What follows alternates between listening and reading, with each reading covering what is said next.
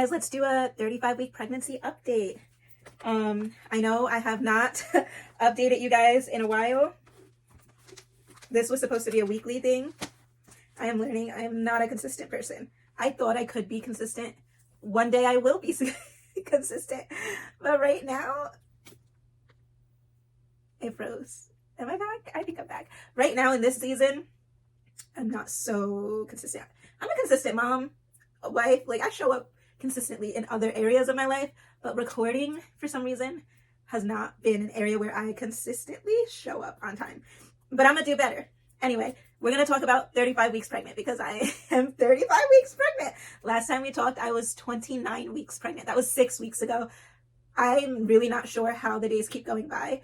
I'm like, oh, I'll record tomorrow. I'll record tomorrow. And if you look at my calendar, it'll be like record today. That will be like the top of my priority list. And I just like skip it. I don't know why.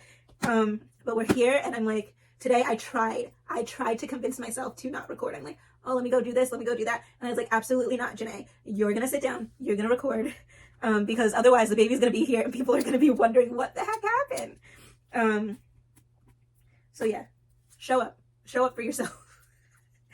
This is advice I'm giving myself. Okay. So last time we talked, I had just gotten back from vacation. Traveling while pregnant is fun. It was nice because my vacation was like kind of like a reset. So I was working up until the week before my vacation. My daughter got really sick. My oldest daughter got really sick the week before vacation. So we were like kind of stuck inside and it was still kind of cold where I live. And then we went down to Florida and it was the warm weather. My daughter was feeling better. I didn't have to return to work. So it was like a nice way to like step into that new season of now being a stay-at-home mom again, which I love being a stay-at-home mom. With my daughter, I left my job when she was 6 months old. When she was 8 months old. I had 6 months off.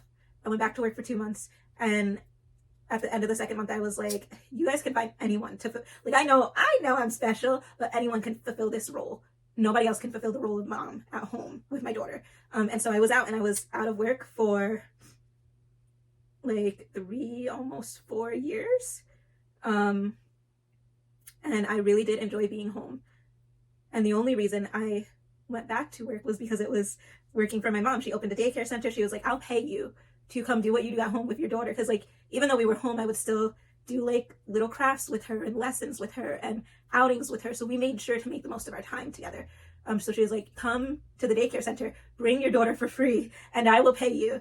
And your daughter makes friends. So it was like a win-win-win. But yeah, now I'm home and it's been very, very nice to be home, to not have to be on anyone's schedule, well, I'm still kind of on a schedule, but to be on a schedule that is catered around me and my personal family and not so much around everybody else's kids. To be able to prioritize my needs, my daughter's needs, my husband's needs, and the baby's needs.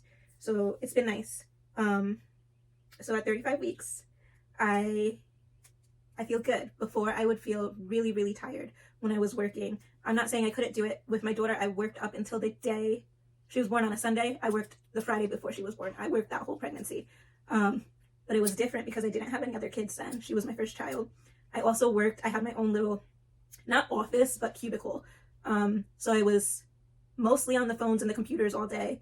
I wasn't running around. I wasn't chasing other people's kids. I wasn't being exposed to a bunch of germs and viruses every day. Where with this pregnancy and my last pregnancy, it was harder because I'm chasing kids around. And so by the end of the day, I'd be exhausted and I would wake up exhausted. So now being home and having time, the ability to, I still set my calendar every day, write down, what my goals are for the day, but being able to say, you know what, this doesn't serve me right now, or I really need to just relax. I need to lay down for a little bit. I need to maybe do 4 tasks instead of 8, and maybe do it at a slower pace instead of trying to get it all done in 2 hours. It's served me so well. I feel very rested. I don't feel sick. I'm not like, I don't have swollen feet. I don't feel nauseous. I don't have morning nausea or anything like that. I feel good and I feel very, very blessed. So now that was, I'm sorry, I go on like totally left field sometimes. So if you are here for the first time, sometimes I go left it is still kind of related to what the topic is. Let's talk about how the baby's doing at 35 weeks. So at 35 weeks, your baby is about the size of a honeydew melon. So he or she, whatever you're having, is about 5.5 to 6 pounds. And they are about 18 inches long. So probably like this little, they're probably so tiny. Oh my goodness. My baby specifically, I did have a appointment with my high-risk doctor last Friday. And I didn't even plan this being right there. But I love going to the high-risk doctor only because, for my ultrasounds, only because they would hand decorate, like customize and hand decorate your ultrasound pictures. So the ultrasound tech would go in first and she'd get a couple cute photos and then she'd go out, and by then the high-risk doctor comes in and, you know, has whatever conversation with you. And by the time you leave, like an hour, like 40 minutes to an hour later, she would have decorated a whole envelope for you. But this time it was super special because on the back of the envelope, it says, my nails are not done, guys. It says official MFM graduate 2024. MFM stands for maternal fetal medicine. So I don't have to see my high-risk doctor anymore. I've seen her this whole pregnancy. I've had so many visits with her on top of my regular doctors just because of how not my last pregnancy, but the one before that with my son went. It ended in him passing away. And so he lived for 18 days, but he was born, and him passing away, well, if you want to know the full story, you can go watch the video. But he was born with a immune disorder in his blood, like a blood disorder, and an immune disorder. And so because of that, because something's presented itself in my pregnancy, and he was born with something that there's only like 90 people a year in the whole world born with what he had. It's very rare. It's hard to catch. Doctors, like there were teams of doctors who were like, we don't know what we're looking at. And so automatically when I got pregnant, I was placed in high risk because now they're aware of what presented in one of my last pregnancies. They wanted to follow to make sure this baby was good. And so this baby is good. She did have a single artery umbilical cord. Normally there's 2 arteries and 1 blood vessel, so it makes up 3 strings. My baby had 1 blood vessel, 1 artery. But that didn't compromise how she was growing. Normally the fear is that then the baby doesn't get all the nourishment they need and they might be born a little bit smaller, they might grow smaller, but she has matched and exceeded and tracked where she's supposed to be each time we go. Her weight is right on the money. And so yes, I don't have to see my high-risk doctor anymore. I'm very excited about that. That was at 34 weeks. They were like, you're good. And if the baby comes, she comes, but there's nothing to worry about. I'm in the clear now. So if you guys saw that envelope, the baby was exactly, I'm pretty sure they rounded up, excuse me, because when they were doing the measurement, it looked like it said 4.8 pounds, but they wrote on here, if you can see, it says the baby weighs 5 pounds. So last Friday, the baby weighed 5 pounds. That was 6 days ago. So I'm not sure if my baby is right at that 5.5 pound yet. But at 35 weeks, your baby is probably 5 to 6 pounds. The lungs of the baby are mostly fully developed. The lungs are just going to help them breathe, obviously, when they get out. But at this time, the baby can survive if they're born now. Your baby's lungs are mostly developed. And so they might put your baby on a little bit of oxygen. Your doctors will be there if your baby needs.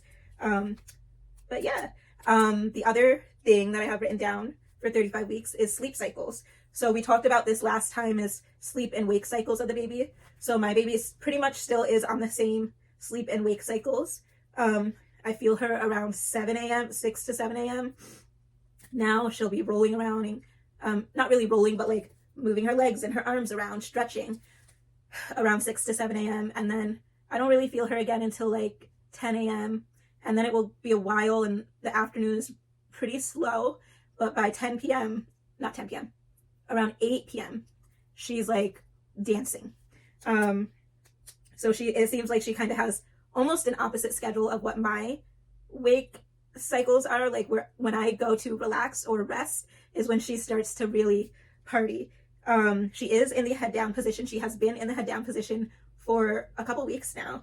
And after 36 weeks, normally the babies don't turn. So each week that I've had a doctor's appointment, because I have been going to the doctors weekly since week 30, I started non-stress tests. So I go every week. They hook me up to a machine. They have 2 little monitors that just monitor the heartbeat of the baby. They monitor to see if I'm having contractions, and they monitor to see movement of the baby. Again, they do this non-stress test because the baby has 1 artery and umbilical cord instead of a 2 artery umbilical cord. And so they just want to make sure that she is getting enough, basically blood flow, oxygen to her throughout her body so that she's actually moving. And each week it's been good sign. She's a very active baby. She has a very strong heartbeat and no contractions.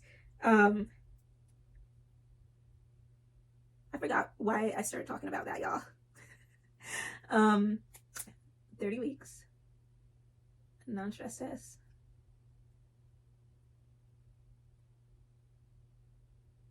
This is pregnancy brain at its finest. My brain just went completely blank. Okay. So yeah, she's been head down for the past couple of weeks. I personally feel like she's a little bit low, but I know that she could be a little bit lower. I'm not that uncomfortable yet. Walking up the stairs to get into my house, there's a little bit of a hill and then steps. That winds me. Trying to turn in my bed winds me. I get winded. It's hard, is what I'm trying to say. I saw a meme where it's like a pregnant mom trying to turn over in her bed and she feels like a rotisserie chicken. That's very accurate. It's like I have to do it in stages and I usually have to like pull on something. But once I'm up, I'm good. I do feel pressure randomly in my lower like vaginal area. And I have been getting like pregnancy cramps. I did ask the doctor, I'm like, is this a sign of labor or contractions? And he was like, I'm sorry, I'm still gassy. Like that is one pregnancy symptom I've had since the beginning of this pregnancy. But he was like, the cramps and the pulsing cramps, because I'll get it randomly, like a pulsing cramp in my vagina, and then it lasts for like 10 minutes and then it goes away. And there's no pattern, rhyme, or reason to it. But he said that it's just the blood vessels in that area are getting bigger. And so that is why there's cramping. And that will probably persist up until I deliver.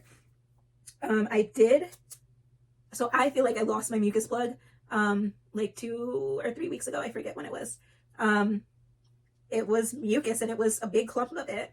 And I called the doctor. They're like, you can come in if you want, but unless it's bloody, which is like your bloody show, or unless you start having contractions. So right before I lost my mucus plug that night, I almost fell on the floor. Like I got a shooting pain down my back. It was crippling. I had to grab the counter and my back at the same time, grab the counter to help me stand up and my back. And then a little bit later, I went to the bathroom and the mucus plug fell out. The doctor was like, maybe it wasn't the mucus plug. We don't really know. But if you start, she said that the mucus plug usually is bloody, or usually has like a brown tint to it. Mine didn't. Mine wasn't bloody. It didn't have a brown tint. But I am 100% sure it was my mucus plug. I did read that they can regenerate themselves. So I think that's might have been what happened. I did not go into the hospital just because I am, if you guys saw my last video, I am having a vaginal birth. So it's a VBAC after 2 C-sections. And I do not, for any reason, want the doctors to intervene unless it is like life-threatening. But I believe that my God will allow my body to do what she has to do to deliver this baby safely and without complication and deliver a healthy baby. And I believe that we will both be healthy after delivery. And so I have been hesitant about going in to get anything checked. I haven't even, so long story short, I did not go in to get checked. She was like, if you start having the contractions within less than 10 minutes apart, then you have to come in. But thank God that did not happen. The back contractions went away. I took it easy that night. There was no blood that came out, so I didn't have to go in. I have not personally even had them check to see if I'm dilated. I feel like I probably am because of all the cramping. And they have asked. But again, I don't want any reason for them to be like, oh, we're gonna induce you. My high risk doctor does not work at the same, she's from the same practice, but she works in a different city than my regular doctors. And she was like, there's no reason for you to need to be induced. There should be no reason for you to need to be induced. And I feel like that too. And so I don't want to even allow thoughts into my head of, well, maybe, or this or that. So I've not been checked. I want to probably hold out on being checked for as long as I can. I just want to go into spontaneous labor and then the baby just like come out. And I know that is like what you see in movies, and that's really not how it normally happens, but it has happened painlessly for other women. And so my prayer to my God has been, Lord, if you did it for her, if you allowed her to naturally deliver, have an uncomplicated labor and an uncomplicated delivery, and come out on the other end with a healthy baby and a healthy body, then allow me to do the same. If you did it for her, you can do it for me. And with my daughter, that's how my labor started until her heart rate dropped, because the cord was all wrapped around her neck, her torso, and her leg. And so when I didn't even know I was having contractions, they were painless. My water broke, like a scene in a movie, and the contractions started, and I'm looking down and I wasn't feeling anything. And then later on, it became very painful, and we had to have a C-section because her heart rate was not coming back up. And we came to find out when they took her out that every contraction was basically strangling her. With my daughter, she was in the Frank breech position up until like maybe, I want to say like 36 or 37 weeks. And when she rolled, when she finally turned, it woke me up out of my sleep. Like my stomach went like, it was crazy. And I feel like it was that turn that she did that got her all tangled up. This baby, like I said, has been head down for weeks. So I'm not worried about the cord or anything like that. None of this was on my notes, so I'm not sure how we got here. We're going to go back to the notes. Because we were talking about sleep cycles. Anyway, yes, baby is head down. I did lose my mucus plug. I have had the nesting feeling. So it comes and goes in waves. So some days I'm like, I got to get everything done. So the hospital bag has been packed for the last 2 weeks for the baby. I packed her hospital bag. My bag is not packed. I will probably pack my bag this weekend or next week. But I'm like, from 2 weeks ago, I got the baby bag packed and I got the car seat installed in my husband's car, because I'm like, even though he works during the day and I'm all over the place, regardless, I don't know if this stopped recording. Regardless, we will be coming home in his car.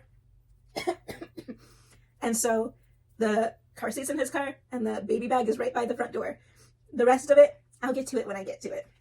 I have been like trying to organize little things around my home and get like certain things, like get into a routine of doing certain things. That way, when I do deliver spontaneously, when I come home, hopefully everything is in order and in the right place and it's not overwhelming. At 35 weeks, so what I'm saying is you should be thinking about packing the baby's bag, thinking about setting up the room. My mom has come to help me set up the room, which has been very nice. She's coming tomorrow, so we could do the last little bit of her room. Realistically, the baby is not sleeping in her room. The baby will be sleeping in my room, which is why there's this little playpen over here. The baby probably won't even ever go in her room, but we're still gonna decorate it and set it up just in case. Who knows? The other thing to think about that I have not made any progress on yet is insurance. You should be thinking about what insurance your baby is going to be on, and a family doctor or a pediatrician for your baby. Right now, my family, we all use the same doctor. I have had her since I've been 7 years old. So she's been my doctor. She's my mom's doctor, my sister's doctor. She was my great grandmother's doctor, y'all. She is the doctor to my daughter and my son. And it would be lovely for her to be the doctor to this baby too. But right now her schedule is like booked a year out in advance because she's a family doctor and she has so many clients. So now I am tasked with the assignment of finding a new family doctor. So someone who can take me, my husband, my daughter, and this new baby on the way. So yeah, start looking from now because it'll just make life easier. I used to work in insurance, so when I was pregnant, at the end of my pregnancy with my daughter, it just made everything so much easier to walk in the hospital and be like, this is who you're going to bill. This is the insurance. Leave me out. Leave me out of it. Because when you don't have things organized, when I was in insurance, I was on the end of the line where parents would call in who didn't think about this stuff before they had the baby. And then they would get like these surprise bills, and they were scary numbers. And so this is the time to dot your I's and cross your T's. Make sure your insurance is squared away. Make sure your doctor is squared away. If you are working, figure out what your maternity leave looks like. If you have a partner who's in this pregnancy with you, figure out what their paternity or what their leave looks like in general, what your state offers, what your job specifically offers. Because if you don't ask, you might not get it. And if you're not prepared, you might miss out on opportunity to be home because you just didn't do your research. Do your research now. It'll make life so much you do not want to be on the phone for hours when you have a newborn in your hand. You don't want to do that. You want to soak up those cuddles. You want to soak up the snuggles, the kisses, the baby toes, this baby smell. You don't want to be irritated on hold. So do it now before the baby comes. Yeah, that's all I got. That's all I got for you. 35 weeks pregnant. Hopefully I'll see you at 36 weeks. If you are pregnant right now, congrats. Enjoy your pregnancy. Do what you need to do for you. And cherish every moment of it, because not everyone gets the opportunity to be in your shoes. And if you are not pregnant, but you want to be, or you're trying to conceive, I know what that journey is like, and I will say a prayer for you. And I pray blessings, love, laughter, and the sound of little children's feet running through your home over you. I pray you have a blessed day, and I will see you next time.